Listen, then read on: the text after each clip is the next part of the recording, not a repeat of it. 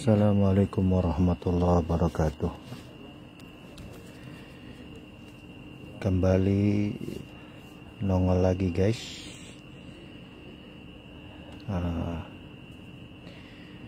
Dengan ngobrol-ngobrol atau dengan mencoba mengulas tentang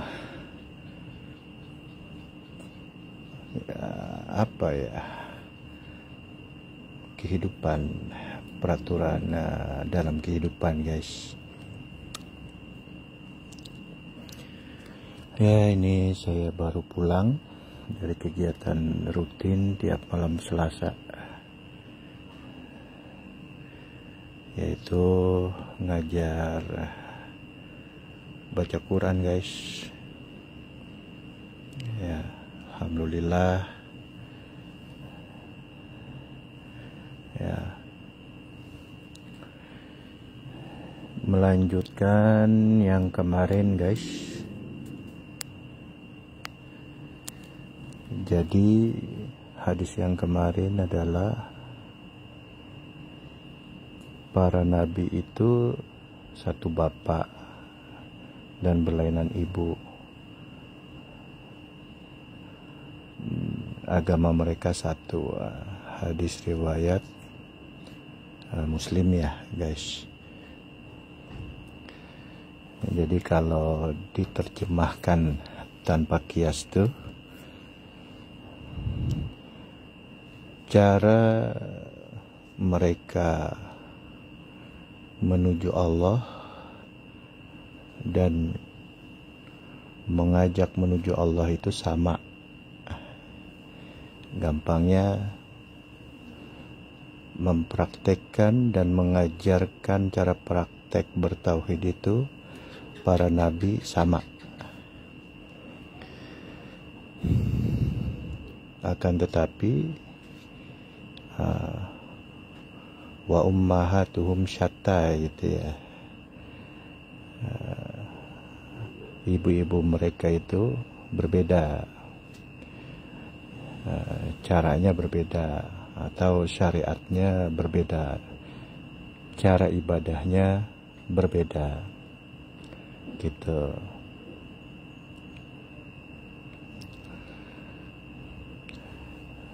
Menariknya tuh di sini guys, kalau menurut saya menariknya adalah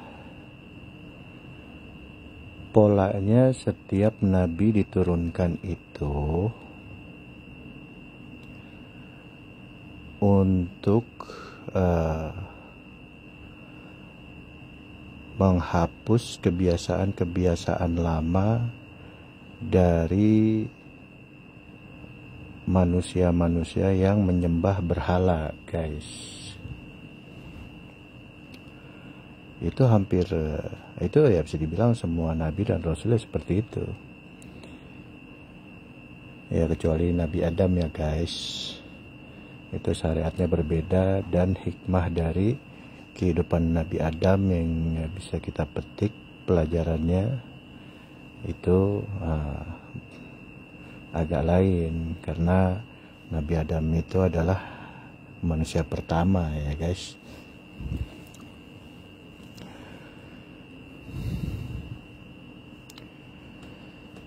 Saya pernah nonton di sebuah uraian bahwa awal mula dari manusia-manusia menyembah berhala itu adalah ketika di zaman Nabi Nuh, kalau nggak salah ingat nih guys. Ya pokoknya awal-awal peradaban manusia gitulah guys.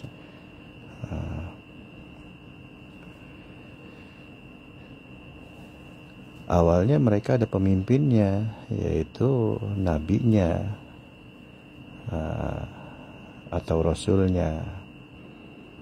Tetapi ketika nabinya ini meninggal, manusia ini bersedih manusia-manusia ini bersedih.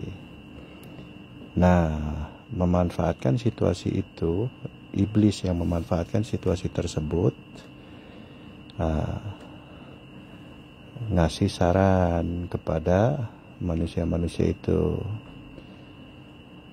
untuk mengabadikan nabi mereka, orang soleh di antara mereka gitu,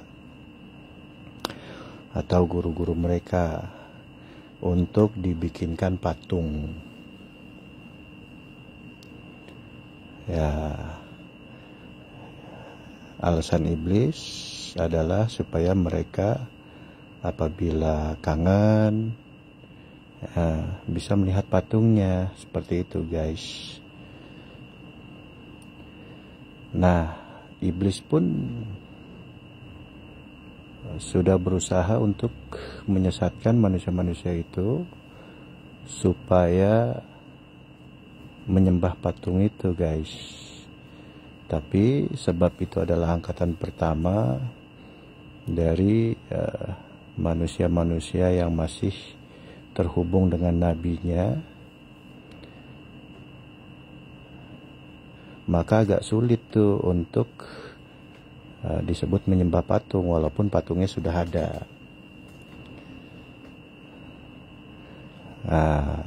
Namanya iblis ya guys, itu tidak putus asa untuk terus menggoda manusia. Akhirnya generasi kedua mulai tuh, generasi kedua dari umat manusia saat itu mulai menyembah patung itu. Nah, seperti itu guys. Apalagi generasi ketiga dan seterusnya. Jadi agama yang tadinya manusia-manusia bermakmum kepada nabi di zamannya, nah itu berganti menjadi menyembah berhala gitu guys. Alasan awal yang dibuat oleh iblis itu sangat masuk akal gitu guys. Luar biasa ya. Akhirnya pola itu terulang terus sehingga selalu diutus nabi dan rasul ketika sudah semakin parah manusia menyembah berhala gitu guys.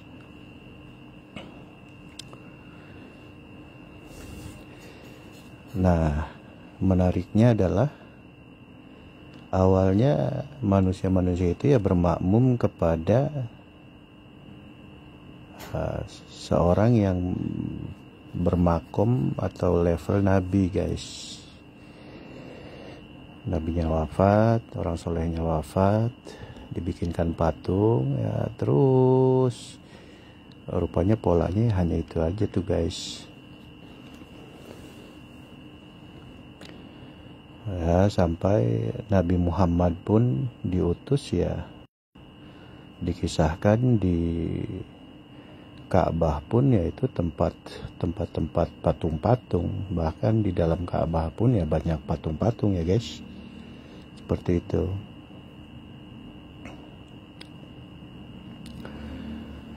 Jadi polanya adalah jika menyembah patung-patung itu, maka kita itu manusia kan gini lah guys, manusia itu bukan manusia itu, maksudnya patung itu kan benda itu derajatnya di bawah manusia walaupun dia patung dari orang-orang soleh atau imam-imam mereka tuh.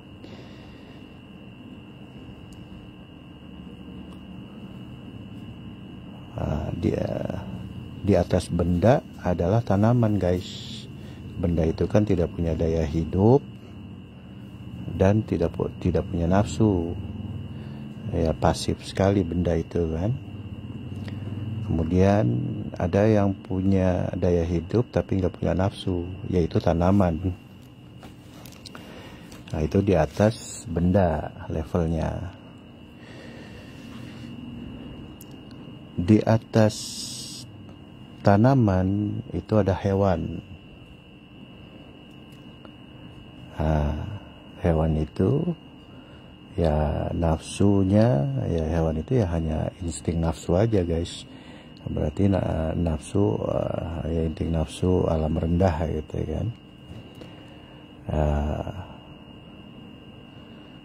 Nggak kenal baik buruk hewan itu, nggak kenal halal haram, dan ya begitulah seperti kita semua tahu tentang hewan ya guys.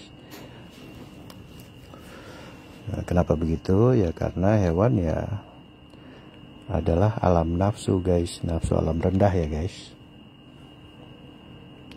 nafsu dimensi rendah, dan punya daya tumbuh seperti itu guys. Nah di atas hewan baru manusia guys. Nah manusia ini ada ungkapan bahasa Arab adalah hayawanun natiq. Ya manusia itu adalah hewan berakal.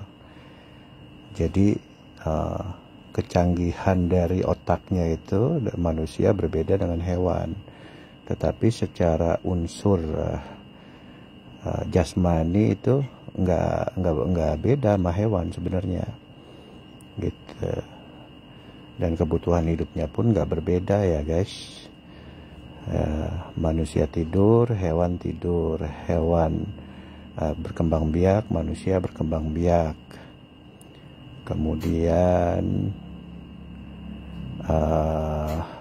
apalagi ya sangat banyak kemiripan antara hewan dan manusia. Nah, cuma pembedanya adalah manusia itu punya akal. Jadi hidupnya itu lebih mudah teratur dibanding hewan guys. Jadi susunannya adalah yang paling bawah bendawi, naik satu tingkat yaitu nabati, tanaman ya guys. Kemudian naik lagi satu tingkat hewani, naik lagi satu tingkat manusiawi. Nah seperti itu guys. Ya tentang manusia ini ya itu tadi, bisa jadi manusia itu ya di Quran kan banyak tuh, bahkan bisa lebih bahaya dari hewan manusia itu. Nah seperti itu bahasa Qurannya, ulaika kal an'am balhum adol gitu ya. Mereka itu manusia-manusia, lengkapnya ayatnya nanti kita cari. Kal an'am seperti hewan ternak, balhum adol bahkan mereka itu lebih sesat, ya lebih bahaya dari hewan-hewan gitu, hewan ternak atau hewan buas.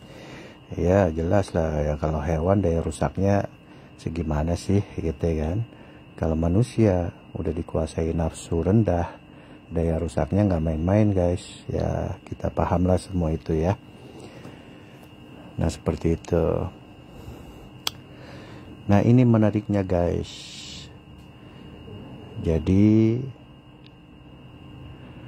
pola daripada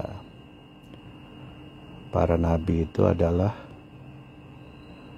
mereka diutus untuk umat manusia itu,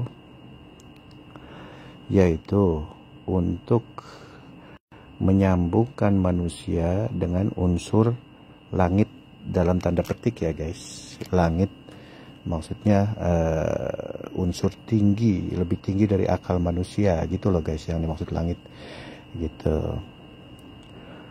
Nah kembali ke yang tadi, patung itu adalah benda-benda apabila benda-benda itu malah dituhankan oleh manusia, ya tentu saja manusia derajatnya turun banget. Turun berapa tingkat tuh? Manusia, hewan, tumbuhan, benda gitu. Jadi ya sama sekali ibadah itu yang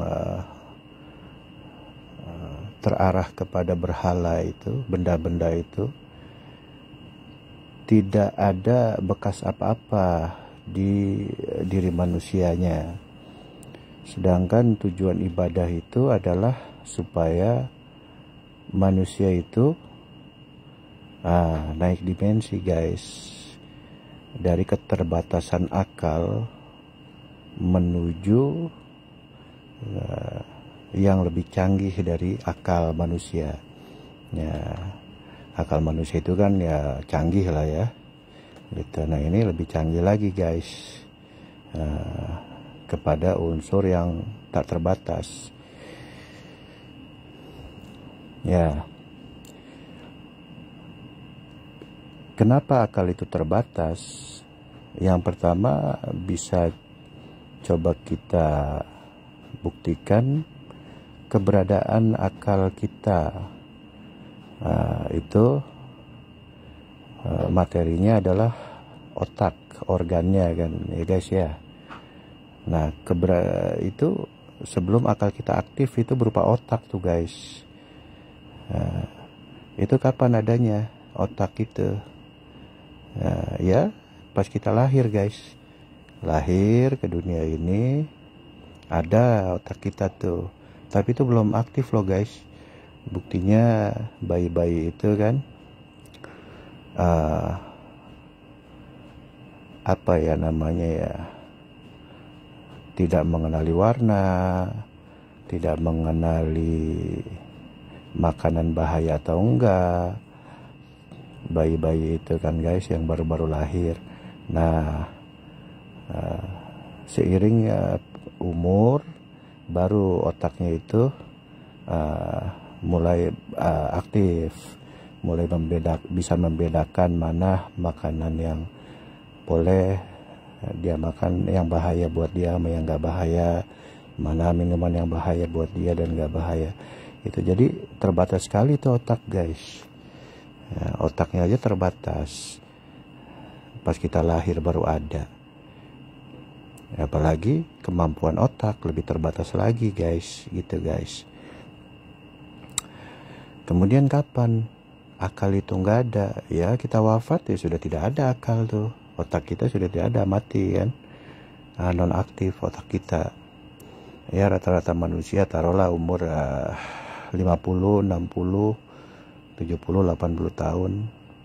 Ya aktifnya otak itu ya 90% di masa kehidupannya di setiap manusia. Kan gitu ya, guys. Udah makin tua ya pikun. Otaknya sudah sulit untuk berfungsi dengan prima, dengan bagus ya. Itulah keterbatasan akal manusia. Itu manusia loh, guys. Gitu. Masa manusia ya saking luar biasanya godaan iblis,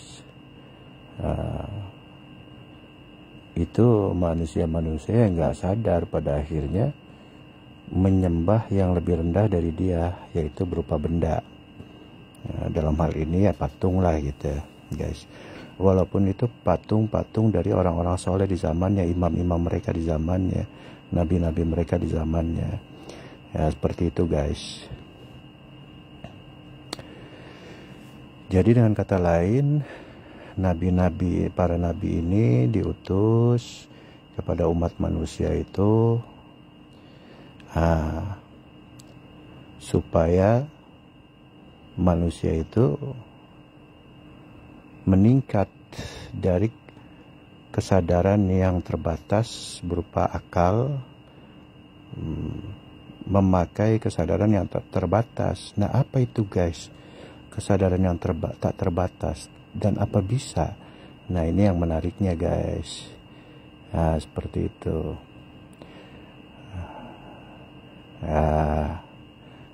dan akan panjang lebar lagi.